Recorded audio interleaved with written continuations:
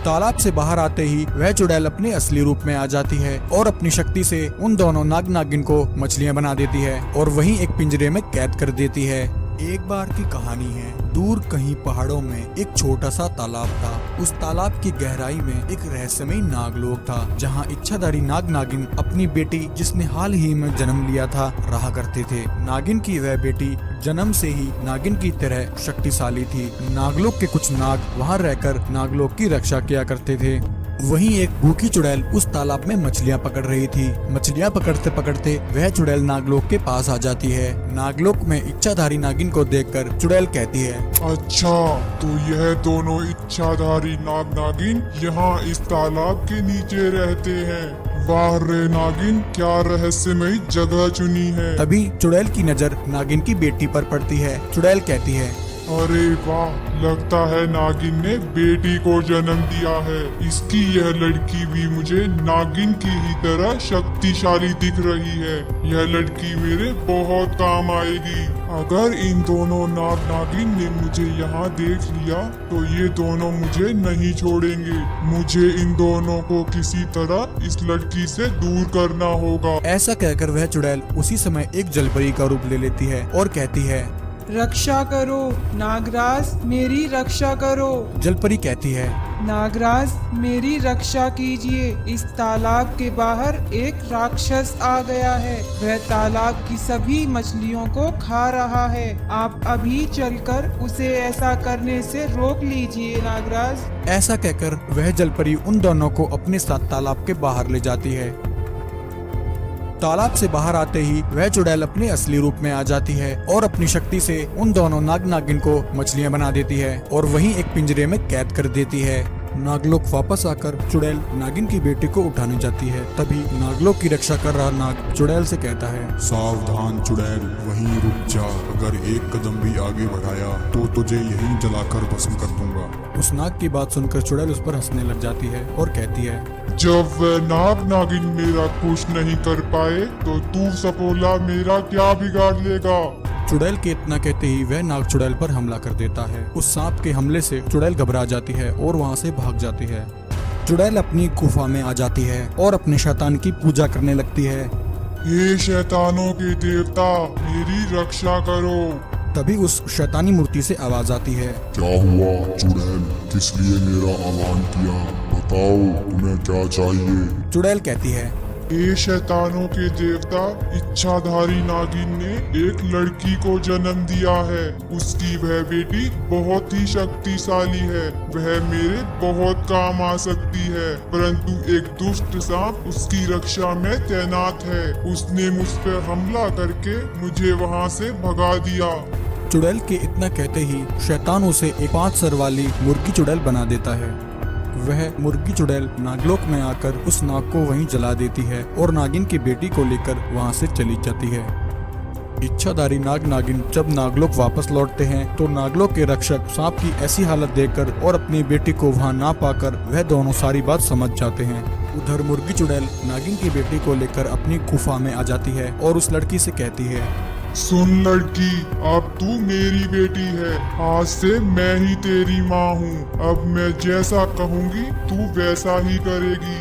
तभी उस लड़की के माता पिता दोनों नाग नागिन वहां आ जाते हैं। अपनी बेटी को वहां देखकर उन दोनों को बहुत गुस्सा आता है। नागिन अपने जहरीले सांप छोड़कर उस मुर्गी चुड़ैल को वहीं कैद कर लेती है। और नागिन अपनी बेटी को लेकर गुफा के बाहर आ जाते हैं और मुर्गी चुड़ैल की गुफा को आग लगा देते हैं। मुर्गी चुड़ैल वहीं हमेशा के लिए कैद हो जाती है और अपनी गुफा के साथ पाताल लोक समा जाती है। फिर वह चुड़ैल मछली ऐसा ही करने लगती है। जो भी व्यक्ति उस मछली को देखने के लिए उसके पास आता, वह मछली चुड़ैल उसको जिंदा। एक बार की कहानी है, एक बार एक चुड़ैल अपने कुछ शैतानों के साथ एक तालाब किनारे प्रकट होती है। चुड़ैल तालाब में एक शक्ति छोड़ती है और तालाब की सारी मछलियों को पानी से खींच लेती है और उन्हें जिंदा ही निगल जाती है। सभी मछलियाँ खाने के बाद चुड़ैल अपने शैतानों से कहती है, सुनो मेरे शैतानों, यह तालाब तो अब खाली हो चुका है। इन मछलियों से तो मुझे आदि शक्तियाँ ही प्राप्त हुई हैं। अभी मेरी आदि शक्तियाँ बाकी हैं और वह आदि शक्तियाँ मुझे इंसानों को खाकर ही मिल सकती हैं। ऐसा कहकर वह चुड़ैल एक मछली का रूप धारण कर लेती है और अपने शैतानों से कहती है, मेरे शैतानों, अब तुम शैतान लोग वापस लौट जाओ। तब तक मैं धरती लोक पर इंसानों को खाकर अपनी शक्तियाँ बढ़ाऊंगी। चुड़ैल की बात सुनकर उसके सभी शैतान लोग लौट जाते हैं। वहीं एक दिन एक गरीब किसान उस तालाब से पानी लेने आता है, परंतु उस तालाब को सूखा देखकर वह किसान हैरान हो जाता है। किसान कहता है, अजीब बात है, कल तक तो यह तालाब पानी से खचाखच भरा हुआ था, परंतु आज यह तालाब पूरा सूख चुका है। ऐसा कैसे हो सकता है? तभी अचानक उस किसान को एक आवाज सुनाई देती है। हे मनुष्य, मेरी मदद करो, यहाँ मेरा दम घुट रहा है, मुझे बचा लो। किसान पीछे मुड़कर देखता है। वह देखता है एक मछली तालाब के किनारे पड़ी है और तड़प रही है। किसान उस मछली के पास जाता है और कहता है, यह तो एक मछली है। लगता है तालाब का पानी सूखने के कारण यह मछली यहाँ किनारे पर आ गई है।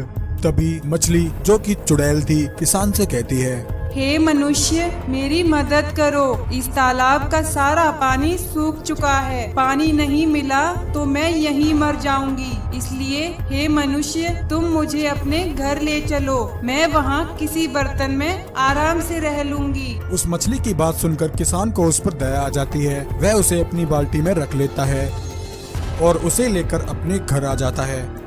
किसान एक छोटे से बर्तन में पानी डालता है और उसमें उस मछली को छोड़ देता है। पानी में जाते ही मछली कहती है, हे मनुष्य, तुम्हारा बहुत बहुत शुक्रिया, मेरे प्राण बचाकर तुमने मुझ पर बहुत बड़ा एहसान किया है। किसान कहता है, कोई बात नहीं मछली बहन, तुम यहाँ आराम से रहो। इतना कहकर किसान वहाँ से जाने लगता है कि तभी इतने में वह मछली अपना आकार बड़ा कर लेती है और किसान को फिर से आवाज लगाती है, हे मनुष्य, मेरी मदद करो, इस बर्तन में मेरा दम घुट रहा है। किसान पीछे मुड़कर देखता है। उस विशाल मछली को देखकर किसान हैरान हो जाता है। यह कैसे हो सकता है? इतने कम समय में यह मछली इतनी बड़ी कैसे हो सकती है? मायावी मछली फिर से कहती है, हे मनुष्य, मेरी मदद करो, इस बर्तन में मेरा दम घुट रहा है। मछली की बात सुनकर किसान उसके लिए एक बड़ा बर्तन लेकर आता है और उस मछली को उसमें छोड़ देता है। मछली फिर से किसान का धन्यवाद करती है। कुछ देर बाद शाम हो जाती है। वह मछली चुड़ैल कहती है, अब मैं जल्दी से इंसानों को खाना शुरू करती हूँ और अपनी शक्तियाँ बढ़ाती हूँ। वहीं उस गरीब किसान के आंगन में इतनी बड़ी मछली अचानक आ जाने से गांव वाले उस विशाल मछली को देखकर वह दोनों हैरान हो जाते हैं। एक व्यक्ति कहता है, अरे भाई, यह मैं क्या देख रहा हूँ? इतनी बड़ी मछली आज से पहले कभी नहीं देखी। आखिर इतनी बड़ी मछली इस गरीब किसान को कहाँ से मिल गई? उन व्यक्तियों के इतना कहते ही वह चुड़ैल मछली अपना मुंह खोलती है और उन दोनों व्यक्तियों को निगल जाती है। फिर वह चुड़ैल मछली ऐसा ही करने लगती है। जो भी व्यक्ति उस मछली को देखने के लिए उसके पास आता, वह मछली चुड़ैल उसको जिंदा ही निकल जाती। ऐसा करते करते वह मछली गांव के कई व्यक्तियों को निकल जाती है। वहीं अचानक व्यक्तियों के गायब होने की खबर से गांव में सनसनी फैल जाती है। गांव की सभी महिलाएं इकट्ठी होकर साधु बाबा के पास जाती हैं और गांव में हो रही घटना के बारे में बताती हैं। गांव की महिलाओं की बात सुनकर साधु बाबा उसी समय अपना ध्यान लगाते हैं और अपनी शक्ति से सब देख लेते हैं कि एक चुड़ैल मछली का रूप लेकर गांव के व्यक्तियों को निगल रही है और अपनी शक्तियां बढ़ा रही है। साधु बाबा बिना टाइम गवाए उसी समय उस किसान के घर पहुंचते हैं। साधु बाबा को देखकर किसान कहता है, प्रणाम साधु बाबा, क्या हुआ? आप अचानक से मेरे घर कैसे आना हुआ? साधु बाबा कहते हैं, मनुष्य, सबसे पहले मुझे यह बताओ, यह मछली तुम्हें कहाँ से मिली? गरीब किसान उन्हें सारी बात बता देता है। साधु बाबा कहते हैं, मनुष्य, यह मछली जिसे तुम तालाब किनारे से उठाकर लाए हो, यह कोई मछली नहीं बल्कि उसके भेष में एक मायावी चुड़ैल है। अपनी खोई हुई शक्ति पाने के लिए यह चुड़ैल यहाँ गांव में आई है और एक एक करके गांव वालों को निकल रही है। इतना कहकर साधु बाबा उसी समय एक मंत्र का उच्चारण करते हैं। मंत्र का उच्चारण करते ही वह चुड़ैल अपने असली रूप में आ जाती है। चुड़ैल कहती है, मूर्ख साधु, बस कुछ ही मनुष्य खाने बाकी थे और मुझे मेरी शक्तियाँ वापस मिल जाती, परंतु तूने यहाँ आकर मेरे सारे मंसूबों पर पानी फेर दिया। अब तुझे मेरे हाथों से कोई नहीं बचा सकता। इतना कहकर चुड़ैल साधु बाबा को मारने के लिए उनकी तरफ दौड़ती है। चुड़ैल को अपनी तरफ आता देख साधु बाबा वहाँ से भागने लगते हैं। भागते भागते साधु बाबा कहते हैं, हे इच्छाधारी नागिन और नागराज, आप कहाँ हैं? जल्दी आइए और मेरे प्राणों की रक्षा कीजिए। साधु बाबा के इतना कहते ही इच्छाधारी नागिन और नागराज उसी समय वहाँ प्रकट हो जाते हैं। इससे पहले कि वह चुड़ैल साधु बाबा को कोई नुकसान पहुँचाती, वह दोनों अपनी शक्ति से उस मायावी चुड़ैल को वहीं भस्म कर देते हैं। चुड़ैल के मरते ही सभी व्यक्ति जो चुड़ैल ने निगल लिए थे वह सभी वापस आ जाते हैं और सभी मिलकर इच्छाधारी नागिन और नागराज का धन्यवाद करते हैं। अरे भागो भाई भागो, अपनी जान बचाकर भागो, वरना ये भूतिया मुर्गियां हमें नहीं छोड़ेंगी। एक बार की कहानी है। एक बार एक दुष्ट लालची बूढ़ी चुड़ैल अचानक से एक गांव में अंडे की रेडी लेकर आ जाती है और वहां आकर वह अंडे बेचने लगती है। अंडे ले लो, अंडे, ताजा ताजा अंडे, आओ भाई आओ, अंडे ले लो, ताजा ताजा अंडे, अंडे ले लो, अंडे। उस अंडे वाली औरत को देखकर एक व्यक्ति उसके पास आता है। अरे अंडे वाली, कितने का दिया एक अंडा? चुड़ैल कहती है, 1 रुपए का एक अंडा दिया है भैया, जितने चाहे उतने अंडे ले सके हो। अरे नहीं नहीं, मुझे सिर्फ एक ही अंडा चाहिए। ऐसा कहकर वह व्यक्ति पैसे देकर उस औरत से एक अंडा ले लेता है। चुड़ैल आगे बढ़ जाती है।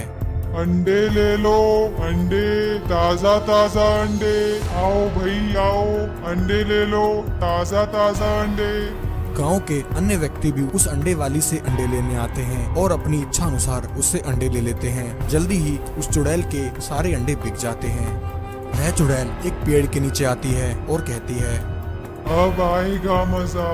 रात होते ही मेरे भूतिया अंडे अपना काम शुरू कर देंगे। जल्दी ही मैं इन जवान व्यक्तियों को खाकर फिर से जवान हो जाऊंगी और मुझे मेरी सारी शक्तियाँ वापस मिल जाएंगी। रात होते ही जब सभी गांव वाले सो जाते हैं, उनके सोते ही चुड़ैल के वह भूतिया अंडे अचानक से बड़े हो जाते हैं और उन अंडों में से एक भूतिया चुड़ैल मुर्गी बाहर निकलती है। वह चुड़ैल मुर्गी सोते हुए उन गांव के व्यक्तियों को निगल जाती है। वहीं दूसरी ओर गांव में यह सब देखकर कुछ व्यक्तियों की नींद खुल जाती है। उस विशाल चुड़ैल मुर्गी को देखकर गांव वाले घबरा जाते हैं और अपनी जान बचाकर वहां से भागने लगते हैं। अरे भागो भाई भागो, अपनी जान बचाकर भागो, वरना ये भूतिया मुर्गियां हमें नहीं छोड़ेंगी। परंतु वह गांव वाले ज्यादा दूर तक नहीं भाग पाते हैं। वह भूतिया चुड़ैल मुर्गी उन्हें भी निगल जाती है। गांव के सभी व्यक्तियों को निगलने के बाद वह सभी मुर्गी चुड़ैल उस बूढ़ी चुड़ैल के पास जाकर इकट्ठी हो जाती हैं। बूढ़ी चुड़ैल कहती है, शाबाश मेरी भूतिया चुड़ैलो, कहाँ हैं वह सारे जवान व्यक्ति? उन्हें अब मेरे सामने उगल दो। चुड़ैल के इतना कहते ही मुर्गी चुड़ैलें अपने मुंह से कुछ अंडे बाहर निकालती हैं। सभी गांव वाले उन अंडों में ही कैद होते हैं। हा हा हा हा हा हा हा हा। मैंने सभी गांव वालों को अपने भूतिया अंडों में कैद कर लिया है। अब मैं इन जवान इंसानों को खाकर अपनी उम्र कम करूंगी और फिर से अपनी शक्तियाँ पाकर जवान हो जाऊंगी। वहीं चुड़ैल के उन भूतिया अंडों में से बंटी भी एक अंडे में कैद था। बंटी बहुत ही समझदार लड़का था। बंटी मन ही मन कहता है, इस चुड़ैल ने तो सभी गांव वालों को भूतिया अंडों में कैद कर लिया है। जल्दी ही इस चुड़ैल को नहीं रोका गया तो यह चुड़ैल सभी गांव वालों को मारकर खा जाएगी। तभी बंटी को एक आइडिया आता है। बंटी चुड़ैल से कहता है, अरे चुड़ैल, अभी तुम्हारा मिशन पूरा नहीं हुआ है। तुम हम सबको खाकर भी जवान नहीं हो पाओगी। चुड़ैल कहती है, मूर्ख लड़के, क्या कहा तूने? चुप हो जा, वरना मैं सबसे पहले तुझे ही खा जाऊंगी।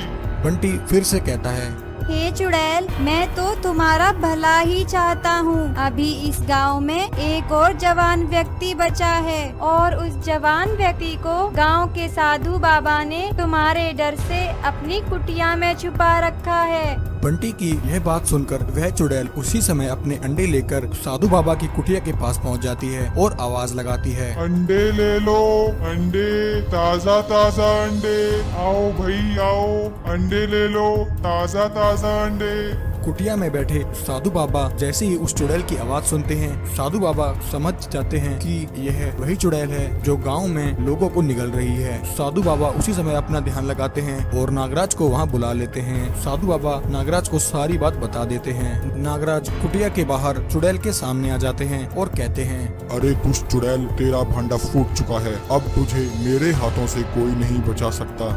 नागराज को वहां देखकर वह चुड़ैल घबरा जाती है और वहां से भागने लगती है। परंतु इससे पहले ही नागराज अपनी शक्ति से उस चुड़ैल को वहीं जलाकर भस्म कर देते हैं।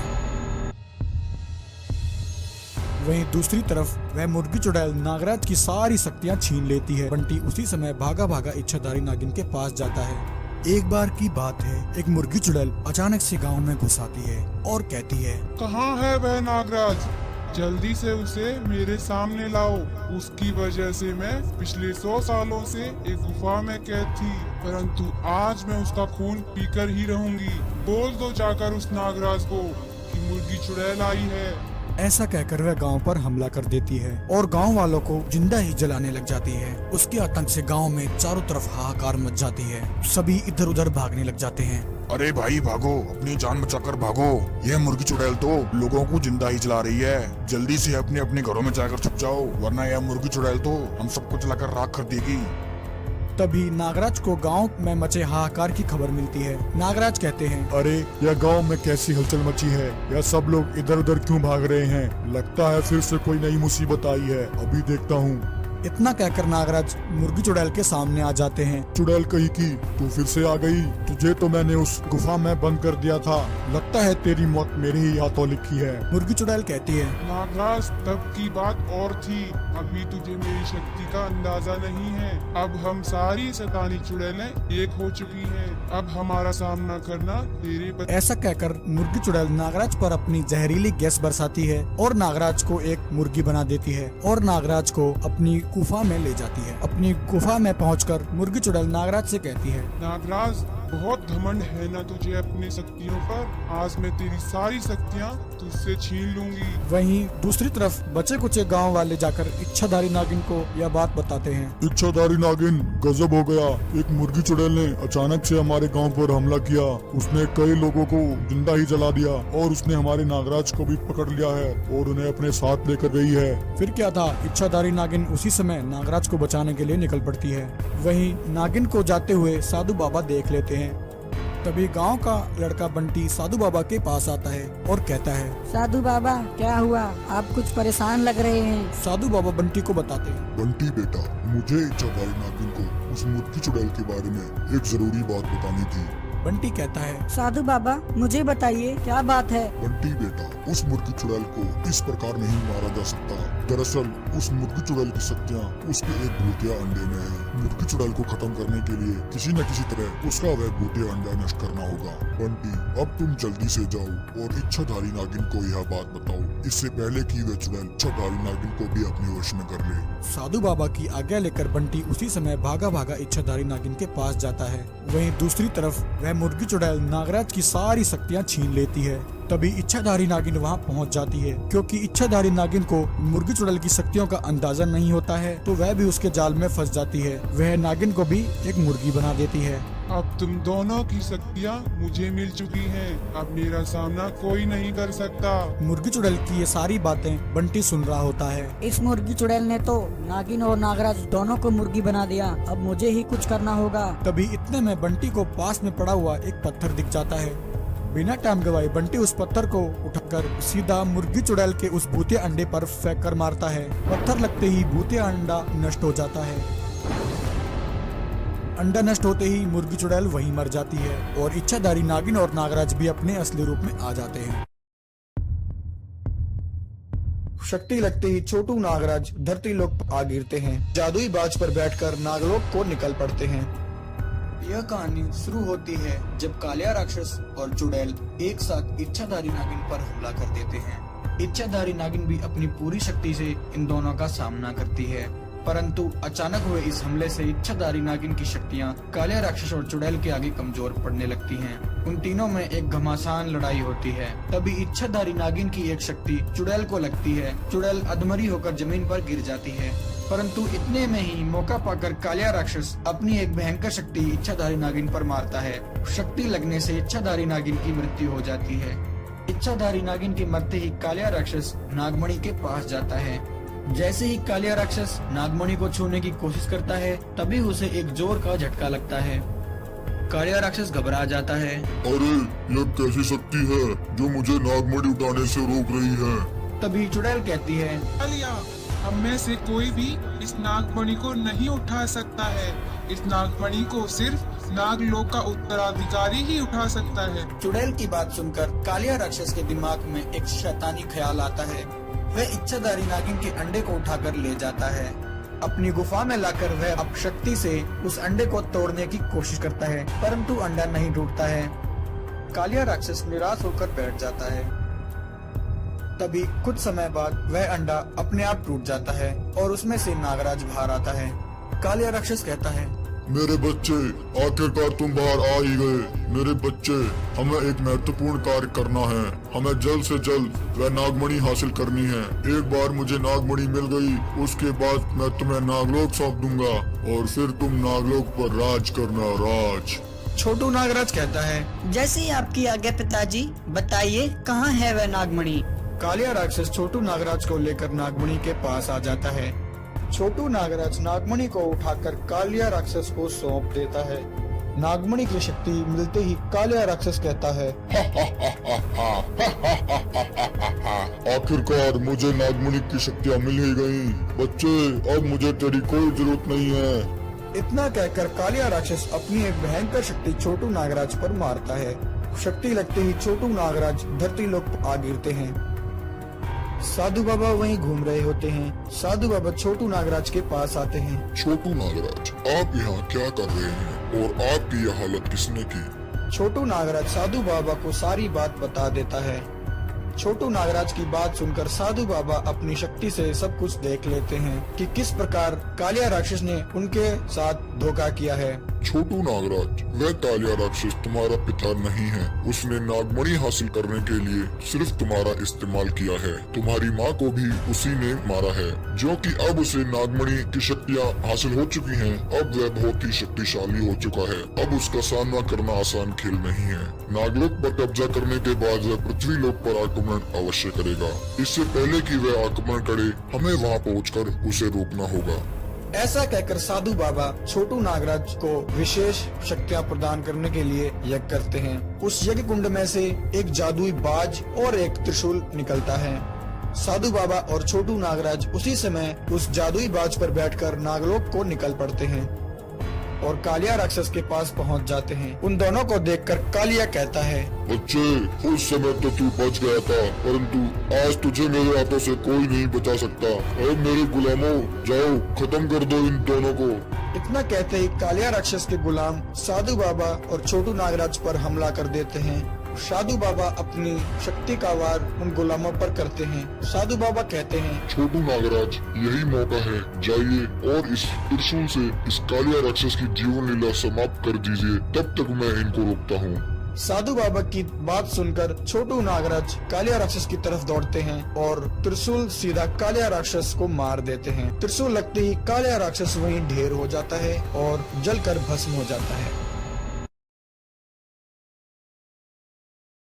भूतिया गिद्ध तेजी से उस जलपरी की तरफ आता है और उसे पकड़ लेता है।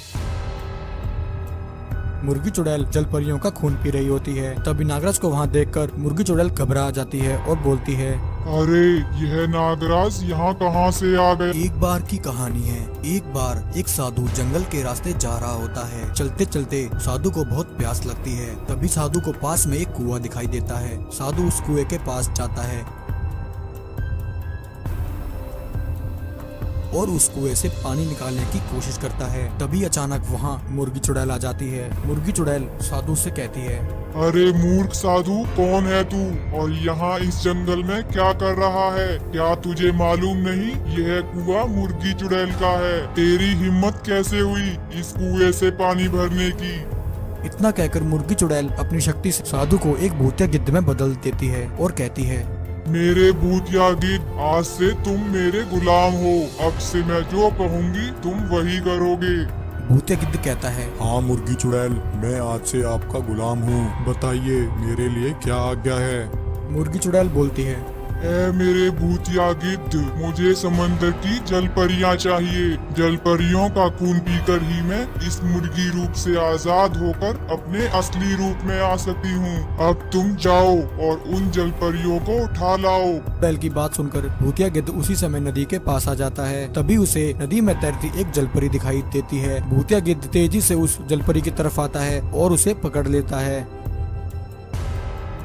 वहीं उस जलपरी की बेटी भूतिया गिद्ध को देख लेती है। जलपरी की बेटी कहती है, हे भगवान, यह गिद्ध तो मेरी माँ को उठा कर ले गया है। अब मैं क्या करूँ?